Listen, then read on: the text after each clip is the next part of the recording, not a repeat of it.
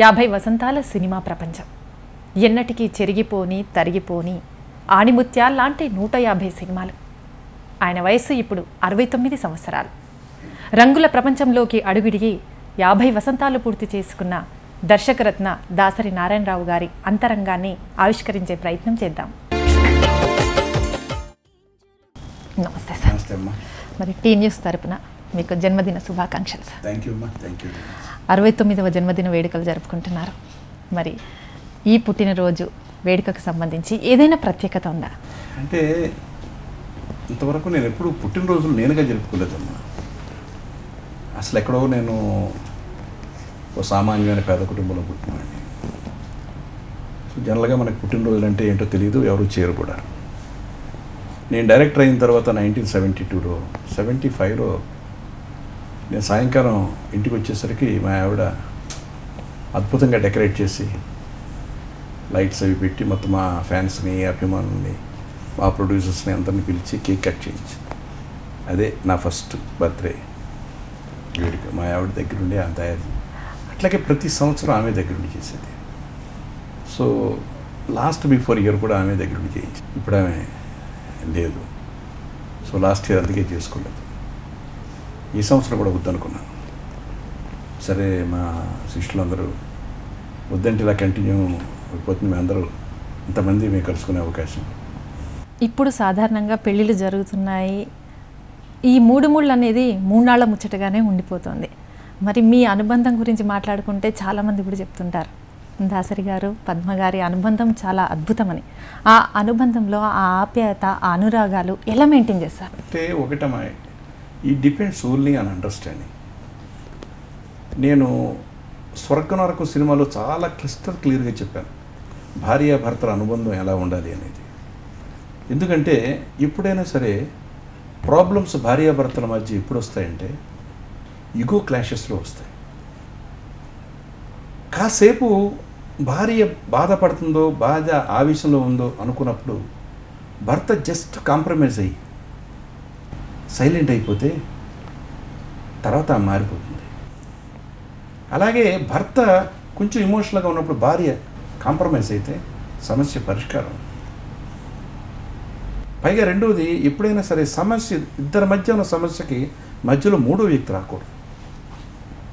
మూడో వ్యక్తి ప్రేమ ఎప్పుడైతే వస్తుందో సమస్య పెద్దదవుతుంది. ముఖ్యంగా భార్యాభర్తల మధ్య సమస్య మాత్రం భార్యాభర్తే తీర్చుకోవాలి. వాళ్ళు తిట్టుకున్నా కొట్టుకున్నా సరే వాళ్ళిద్దరూ గదిలో పెట్టి లాక్ చేసేయాలి అంతే. కాసేపు తిట్టుకుంటారు, తర్వాత అలుగుతారు, తర్వాత హాయిగా ఒకళ్ళొకళ్ళు కౌగులించుకుంటారు, హాయిగా పడుకుంటారు. ఇది నా అనుభవం. చాలామంది నేను చూసింది. నేను ఆయన చాలా సీరియస్గా ఉన్నారు అనుకున్నప్పుడు ఆమె ఎప్పుడు నా జోలికి రాలే. అట్లాగే ఆమె బాధపడతా ఉంది, ఇలా సీరియస్గా ఉంది అనుకున్నప్పుడు నేను ఆమె బుచ్చగించిన సందర్భాలు చాలా ఉన్నాయి. అదే మా ఇద్దరిని 46 సంవత్సరాలు మీ ఇద్దరిని కలిసి కాపురం చేశాను. మీరు ఈ ఫిల్మ్ ఇండస్ట్రీలోకి ఎంటర్ అయ్యి 50 ఏళ్ళు పూర్తయింది. డైరెక్టర్గా 40 ఏళ్ళు పూర్తి చేసుకున్నారు. మరి ఇంత పెద్ద ప్రస్థానంలో మీరు చాలా బిజీగా ఉంటారు. మార్నింగ్ టు నైట్ వరకు ఆల్మోస్ట్ 24 అవర్స్ మీరు బిజీగా ఉంటారు. ఆ టైంలో మరి ఆ అమ్మగారి స్పందన ఎలా ఉండేది? ఆమెకి అంటే నేను పైకి రావాలనే యాంబిషన్ ఆమెకు చాలా ఎక్కువ. అంటే నా జీవితం ఒక ఛాలెంజ్గా తయారైంది. నా పెళ్ళికి మా వాళ్ళు ఒప్పుకోలేదు. మా కుటుంబంలో ఒకళ్ళిద్దరు తప్పితే, మా అన్నయ్య వాళ్ళు తప్పితే అప్పట్లో ఒప్పుకోలేదు. సో కాబట్టి ఈయన ఏమైపోతాడు, ఈ అందరినీ కాదని చెప్పి ఆయన బయటకు వచ్చాడు అనే ఒక ఫీల్ ఆవిడ ఉంది. ఈయన మనిషి చాలా గొప్పవాడుగా రుజువు కావాలి అనే తాపత్రయం ఆవిడలో కనిపిస్తూ ఉంటుంది. కాబట్టి నేను ఎంత వర్క్ చేసినా కూడా ఆమె ఫస్ట్ ప్రిఫరెన్స్ నేను నా ప్రొఫెషన్కే ఇచ్చాను. సార్ మరి మీ ఫ్యామిలీ గురించి కూడా చెప్పండి సార్. నాకు 2 అబ్బాయిలు, 1 అమ్మాయి ఉన్నారు. 2 అబ్బాయిలు ఇష్టపడి పెళ్లి చేసుకున్నారు. వాళ్ళ ఇష్టాన్ని కాదనలేదు. తర్వాత వాళ్ళ ఒకళ్ళ లైఫ్లో ఏదో తేడాలు వచ్చినాయి. సో ఇక వాళ్ళు ఎవరికి వాళ్ళు సపరేట్గా బ్రతుకుతున్నారు. చాలా సుఖంగా సంతోషంగా ఉన్నారు వాళ్ళు. 2 పిల్లలు వాళ్ళకి. 2 మనవాళ్ళు నాకు మంచి వారసులు అవుతారు. అలాగే పెద్ద అబ్బాయికి 1 అమ్మాయి. ఆమె చాలా బ్రిలియంట్, చాలా బాగుంటుంది, చాలా అందంగా ఉంటుంది. తర్వాత 2 వాడికి కూడా 1 అమ్మాయి. ఆ అమ్మాయి చాలా బాగా చదువుతుంది. ఒకసారి బర్త్డేస్ జరుపుకుంటూ ఉంటాము, ఫ్యాన్స్ ముందు జరుపుకున్నారు వైఫ్, కానీ కొత్తగా వచ్చిన ఈ మన్మరాళ్ళ ముందు జరుపుకోవడం అనేది అద్భుతంగా ఉంటుంది. వారి ఎక్స్ప్రెషన్స్, వారిని మిమ్మల్ని విష్ చేస్తూ ఉంటే ఆ ఫీల్ అనేది చాలా బాగుంటుంది. ఇప్పుడైతే మా మనవరాలు ఆల్రెడీ నా కోసం 2 రోజుల నుంచి పర్చేజ్ మొదలుపెట్టింది. ఒక కప్పోడు తీసుకొచ్చింది, ఒక కుక్క పిల్లడు తీసుకొచ్చింది, ఇంకేదేదో తీసుకొచ్చింది. మీరు ఈ ఫిలిం ఇండస్ట్రీకి వచ్చి 50 ఏళ్ళు గడిచిపోయింది. ఓవరాల్గా ఈ ప్రస్థానం మొత్తం మీరు సక్సెస్ఫుల్గా ముందుకు సాగారు. ఎలా? ఒకటమ్మా, నేను కృషిని నమ్ముకున్నాను. నేను పనిచేస్తే, కష్టపడితే, కష్టపడ్డవాడికి సక్సెస్ దొరుకుతుందనే నమ్మకం ఉన్నవాడిని. కష్టపడ్డ ఎవరైనా సరే ఈ ఇండస్ట్రీలో పైకి వచ్చారు. కొంత అటు ఇటు తేడా ఆలస్యంగా తప్పితే అందరూ పైకి వచ్చారు. సో కష్టాన్ని నమ్ముకున్నవాడిని. ఈ ఇండస్ట్రీలో చాలామంది వ్యసనాలకు బానిసలై దెబ్బతిన్నారు. అందుకని వ్యసనాలకు దూరంగా ఉన్నాను. 24 గంటలు 20 గంటలు నా పని గంటలుగా చేసుకున్నాను. కాబట్టి ఎక్కువ టైం అప్పుడు కాదు, ఇప్పుడు కూడా ఈ రోజునైనా సరే నేను పడుకోవడానికి 1:02 అవుతుంది ప్రతిరోజు. ఉదయం 6 గంటలు లేస్తాను, మధ్యాహ్నం 1 గంట సేపు పడుకుంటాను. ఇది నా టైం టేబుల్. అప్పుడు ఇప్పుడు ఎప్పుడూ మార్పు లేదు. ఇలా పనిచేయడం ఎలా అలవాటు అయిందంటే చిన్నప్పటి నుంచి అలవాటు. ఎందుకంటే చిన్నప్పుడు నేను పేద కుటుంబంలోంచి వచ్చాను కాబట్టి చదువుకోవడానికి డబ్బులు లేవు. నాకు నేను పుస్తకాలు కొనుక్కోవాలి, నాకు నేను జీతం కట్టుకోవాలి. అలాంటి పావర్టీ, అలాంటి పేదరికం. 4:30కి 5 గంటలకి స్కూల్ అయిపోయిన తర్వాత భుజం మీద కావిడి వేసుకుని అరటిపళ్ళు అమ్ముతూ ఆ వచ్చిన డబ్బులు తెచ్చుకొని, రాత్రిపూట హాస్పిటల్స్లో సోడాలు అమ్ముతూ డబ్బులు తీసుకుని ఆ డబ్బులతో చదువుకుంటూ పైకి వచ్చాను. దాని తర్వాత నాటకం రిహార్సల్స్కి వెళ్ళేవాడిని. 1:02 అయ్యేది. ఇంటికి వచ్చి మా అమ్మను పెడితే తిని పడుకునేవాడిని. మళ్ళీ పొద్దున్న 6 గంటలకు మళ్ళీ వెళ్ళేవాడిని. సో ఈ రకంగా చిన్నప్పటి నుంచే నా జీవితం 9వ ఏట నుంచి అలవాటు అయిపోయింది కష్టపడ్డం అనేది. కాబట్టి ఆ కష్టమే నన్ను ఇంత పెద్దవాడిని చేసింది. ఈ నాటకాల వైపుకు వెళ్ళాలి అన్న ఆసక్తి ఎలా కలిగింది? మొదటి నుంచి నాటకాలంటే నాకు ఇష్టం. చిన్నప్పుడు పౌరాణిక నాటకాలు బాగా చూసేవాడిని. 9వ ఏటే స్టేజ్ ఎక్కాను నేను. నా 12వ ఏట ఒక నాటిక రాశాను 15 నిమిషాలు. నా 13వ ఏట దాన్ని 45 నిమిషాలు చేశాను. దాన్ని ఆల్ ఇండియా టీచర్స్ కాన్ఫెడరేషన్లో వేసి ఉత్తమ రచయితగా, ఉత్తమ నటుడిగా అవార్డు తీసుకున్నాను. 14వ ఏటో 15వ ఏటో, 14వ ఏట ఒకటి, 15వ ఏట ఒకటి స్కూల్ తరఫున song 5 year song and drama seminar competitions హైదరాబాద్లో, state competitions, all colleges, all schools participate చేస్తే 2 సార్లు ఫస్ట్ ఉత్తమ ప్రదర్శన తీసుకున్నాను. ఉత్తమ నటుడిగా గోల్డ్ మెడల్ తీసుకున్నాను. సో అది ఇన్స్పైర్ చేసింది. దాంతో ఆ నాటకాలు ఇప్పటివరకే అందరికీ మీరు సినీ ఇండస్ట్రీలోకి వచ్చాక మీరు అందుకొని అవార్డు లేదు, రివార్డు లేదు, కానీ దానికి ముందు చిన్న వయసులో కూడా ఇన్ని అవార్డులు అందుకున్నారని మాకు తెలియదు. ఈరోజు మాత్రం మాకు చక్కటి విషయం తెలిసిందండి. దాసరి గారి గురించి మరిన్ని విషయాలు తెలుసుకునే ముందు ఇప్పుడు ఒక షార్ట్ బ్రేక్.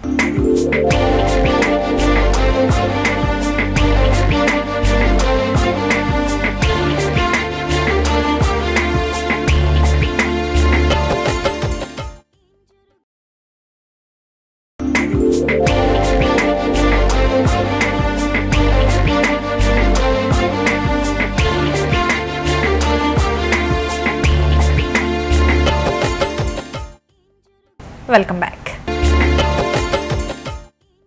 ఇండస్ట్రీలోకి ఎలా ఎంటర్ అయ్యారు? నేను సినిమాలోకి రావాలని ఎప్పుడు అనుకోలేదు. నేను హైదరాబాద్లో హిందుస్థాన్ ఏరోనాటిక్స్లో పనిచేసేవాడిని. నాటకం ఆడుతున్నాను రవీంద్ర భారతిలో 1964 ఆ ప్రాంతం 3లో. రవీంద్ర భారత్ లేకపోతే గాంధీభవన్ గుర్తులేదు పూర్తిగా. నాటకం ఆడుతున్నాను. నాటకం ఆడేటప్పుడు వైవి కృష్ణయ్య గారని హృషికేశి పిక్చర్స్ ప్రొడ్యూసర్ ఒక ఆయన చూసి గ్రీన్ రూమ్లోకి వచ్చి మా సినిమాలో కామెడీ వేషం చేస్తారని అడిగారు. నేనేంటి కామెడీ వేషం ఏంటి? నేను అప్పుడు రంగస్థలం మీద హీరోని, బెస్ట్ యాక్టర్ని, బెస్ట్ డైరెక్టర్ని, నన్ను కామెడీ వేషం అడుగుతాడు. సర్లేండి చెప్పలేదు నేను. అలాగే నేను అయిపోయింది అనుకున్నాను. తర్వాత ఉత్తరం రాశాను. ఏంటి ఉత్తరం రాసిన మా ఫ్రెండ్స్ చూపిస్తారే, రాయరా నువ్వు, పాపం ఆయన గుర్తుపెట్టుకుని రాశాడు. అందరూ అందం కోసం బంధు సినిమాలో చలం వేసిన పాత్ర, చలం హీరో అయిపోయాడు కాబట్టి ఆ పాత్ర కోసం చూస్తున్నారు అని నాకు ఇద్దాం అనుకున్నారు. అనుకోకుండా కాకతాళీయంగా ఇంకో చోట కలిసాం. ఆయన మళ్ళీ హైదరాబాద్ వచ్చాడు, ఆయన పని మీద వచ్చాడు. అనుకోకుండా మేము కలిసాం ఒక హోటల్లో. కలిసిన తర్వాత ఏమండి ఉత్తరం రాసిన సమాధానం లేదు మీ దగ్గర నుంచి. అరే సీరియస్గా నా క్యారెక్టర్ అలాగే ఉందన్నారు. అప్పుడు మా ఫ్రెండ్స్తో చెప్తారే ఎంత ఇంట్రెస్ట్గా చెప్తున్నారు వెళ్ళవయ్యా. వాళ్ళు సికింద్రాబాద్ స్టేషన్ నుంచి నాకు సెండ్ ఆఫ్ ఇచ్చారు. సో ప్రొడ్యూసర్తో పాటే మీలో వెళ్ళాను ఫస్ట్ క్లాస్. అప్పుడు ఏసీ లేవు. ప్రొడ్యూసర్ కారులో మెడ్రాస్లో కారు ఎక్కి ప్రొడ్యూసర్ గారి ఇంటికి వెళ్ళి అక్కడే సార్ ప్రొడ్యూసర్ గారి బెడ్రూమ్లో స్నానం చేసి అక్కడే టిఫిన్ చేసి ఆయన కారులోనే వాహిని స్టూడియోకి వెళ్ళి ఫస్ట్ టైం మెడ్రాస్లో కాలు పెట్టడం, వాహినిలో కాలు పెట్టడం, మేకప్ రూమ్లో కాలు పెట్టడం, మేకప్ వేసుకోవడం, సెట్లోకి వెళ్ళడం స్టార్ట్ చేయడం. బట్ విషయం ఏంటంటే నాకు చెప్పిన వేషం వేరు, ఇచ్చిన వేషం వేరు.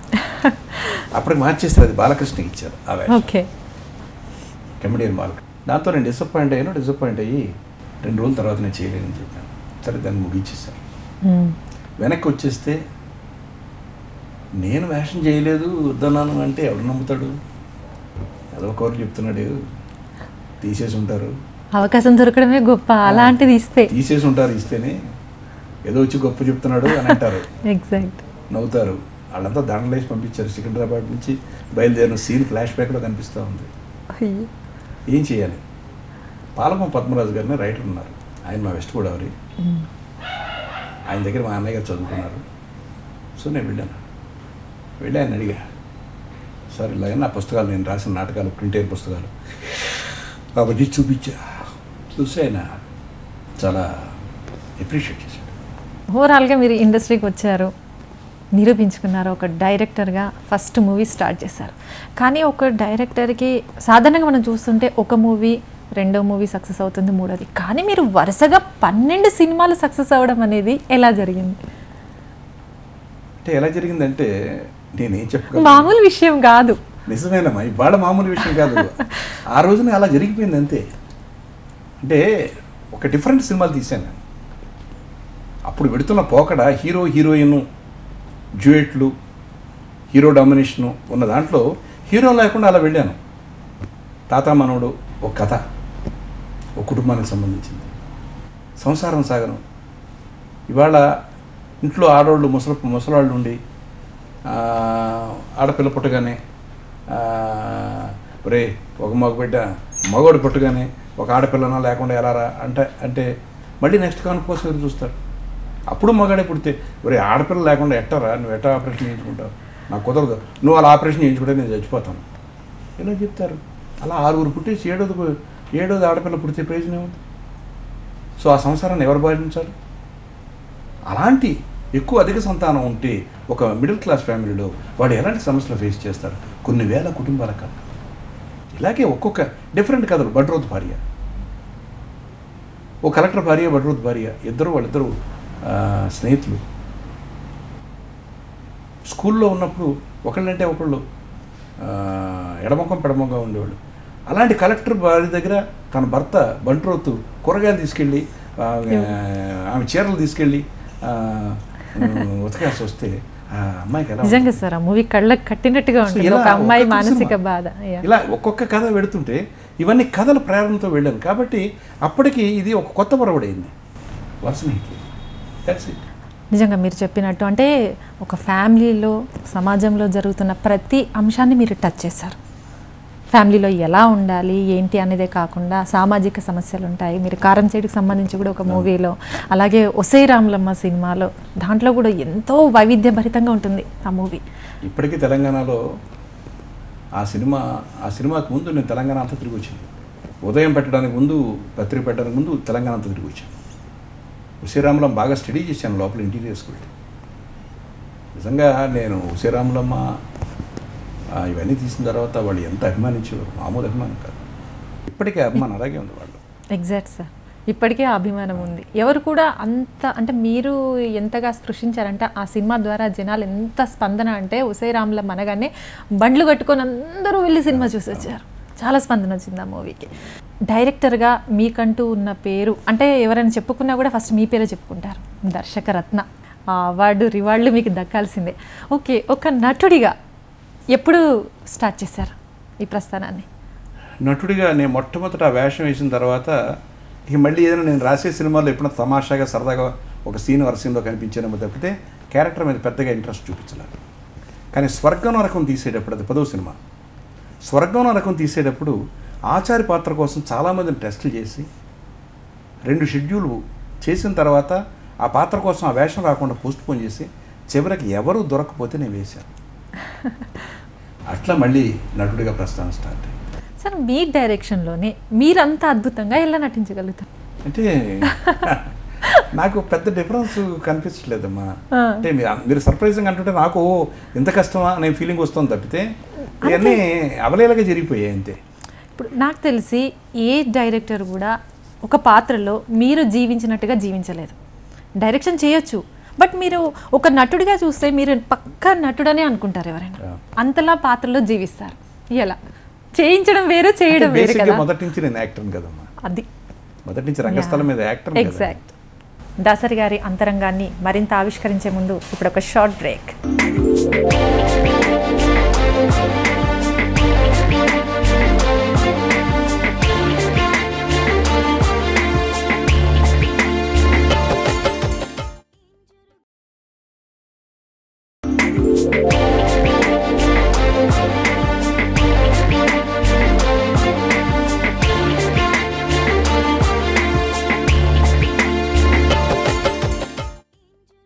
Welcome back.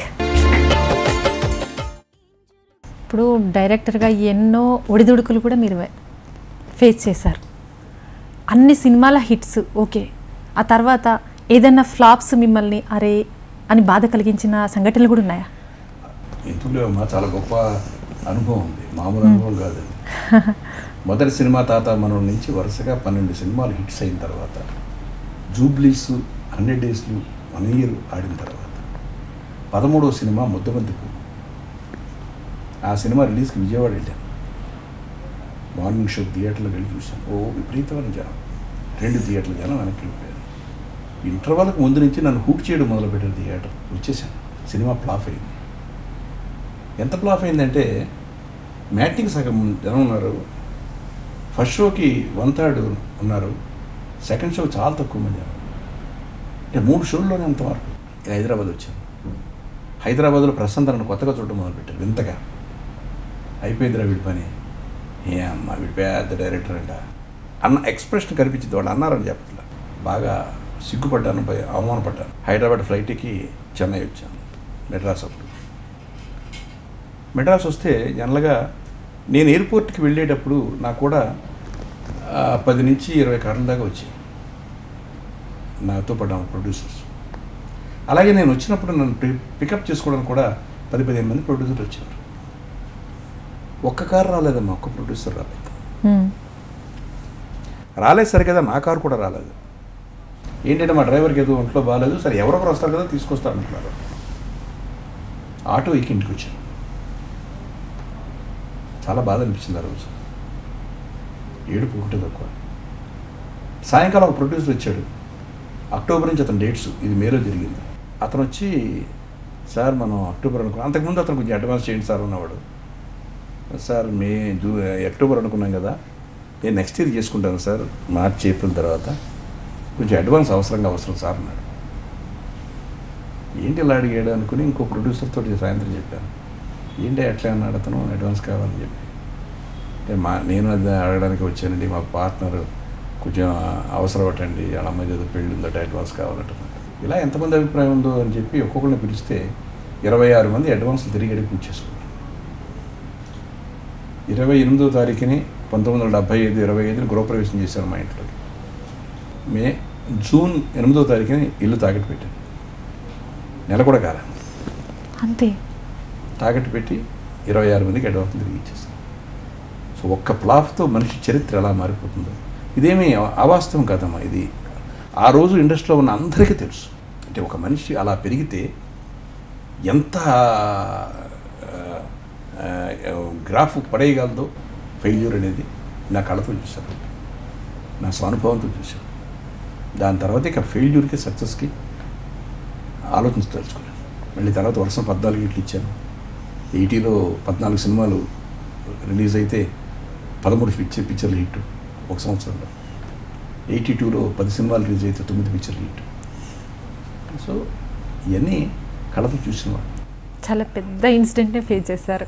ఒక హ్యాపీ ఇన్సిడెంట్ కూడా చెప్పండి సార్. అంటే పెద్ద హ్యాపీ ఇన్సిడెంట్ అంటే ఏముంటాయి హ్యాపీ ఇన్సిడెంట్స్ చెప్పడానికి, అప్పటికప్పుడు మర్చిపోయి తప్పితే ఇలాంటి ఇన్సిడెంట్సే బాగా గుర్తుండిపోతాయి. ఎంత ఎదిగినా ఒదిగి ఉండాలి అంటారు. అది మిమ్మల్ని చూసి మేము నేర్చుకోవచ్చు. అయితే ఇప్పట్లో ఒక్క సినిమా హిట్ కాగానే ఆ తర్వాత వరుసగా ఫ్లాప్స్ కూడా వస్తున్నాయి. లేదు కష్టపడి మీరు అన్నట్టుగానే ముందుకెళ్ళాలి, కానీ అంత వరుసగా సక్సెస్లు సాధించాలి అంటే ప్రధానంగా ఇండస్ట్రీలో ఏ ఏ అంశాలపైన కాన్సన్ట్రేషన్ పెట్టాలి? ముందు మనిషి ప్రవర్తన, సక్సెస్ వచ్చిన దగ్గర నుంచి చాలా జాగ్రత్తగా ఉండాలి. ప్రవర్తన మోర్ ఇంపార్టెంట్. ఎందుకంటే మనకి నా మొట్టమొదటి తాతామణి సినిమా తీసేటప్పుడు నాకు శత్రువులు ఎవరు లేరు. నాకు అవకాశం వచ్చింది కాబట్టి ఒకళ్ళు ఇద్దరు 1% 2% ఉండొచ్చు, మాకు రాని అవకాశం అందరికి వచ్చింది. వస్తే ప్రూవ్ చేసుకోవాలి కదా అనుకోవాలి. సినిమా రిలీజ్ అయ్యి సక్సెస్ అయిన తర్వాత నాకు తెలియకుండా 50-60% శత్రువులు అయిపోయారు. నేనేమి చేయలేదా, అసలు వాళ్ళు ఎవరు కూడా నాకు తెలియదు. అలాంటప్పుడు 12 సినిమాలు వరుస హిట్ అయితే ఎంతమంది శత్రువులు లోపల ఏర్పడి ఉంటారు అంతర్గతంగా? వాళ్ళు ఎవరో మనకు తెలియని కూడా తెలియదు. ఇటు పోయిందా అమ్మ ఏట్రా ఏదో ఫ్లూక్గా కొట్టుకొచ్చాడు, ఇక కొట్టేయడమేనా? మనకి ఇప్పుడు కూడా అంటారు, మన డైరెక్టర్లు కూడా పాపం అంటారు, ఇటు ఇచ్చిన తర్వాత పొరపాటు నీ లైఫ్ ఇచ్చాను అయిపోయిందా అంటే ముందు అసలు ఆడుతుందా అని అడగడు, పోయిందా అని అడుగుతారు. మన డైరెక్టర్లు కూడా కొత్తగా వచ్చిన డైరెక్టర్లు ఇప్పుడు ఈ జనరేషన్లో ఉన్నవాళ్ళు చాలా స్ట్రాంగ్ బాయ్స్, చాలా కష్టపడుతున్నారు. They are making hard work. వాళ్ళు ఒకటే జాగ్రత్త తీసుకోవాల్సింది ఏంటంటే కథల విషయంలో ఇంకా ఇంప్రూవ్ చేయాలి. వాళ్ళు ఎంతసేపు ఒక మోసలో కథలో పెడుతున్నారు, అవి వద్దంటున్నాను. ఆర్టిస్టులు చేయగలిగిన టాలెంట్ వచ్చింది వాళ్ళకి. డ్యాన్సులు ఫైట్స్తో పాటు పెర్ఫార్మెన్స్ కూడా చేయగలగాలి. ఇంకా this the time for them to enter in to performance roles చేస్తే వీళ్ళు గ్యారంటీగా మళ్ళీ ఇండస్ట్రీ ముందుకు తీసుకెళ్తారనే నమ్మకం నాకు. మిమ్మల్ని ఒక నటుడిగా, ఒక డైరెక్టర్గా ఆరాధించే వాళ్ళు చాలామంది ఉన్నారు. మరి వాళ్ళందరూ మీ నుంచి చాలా ఎక్స్పెక్ట్ చేస్తున్నారు. నెక్స్ట్ మిమ్మల్ని నటుడిగా చూడాలనుకుంటున్నారు, అలాగే మీ డైరెక్షన్లో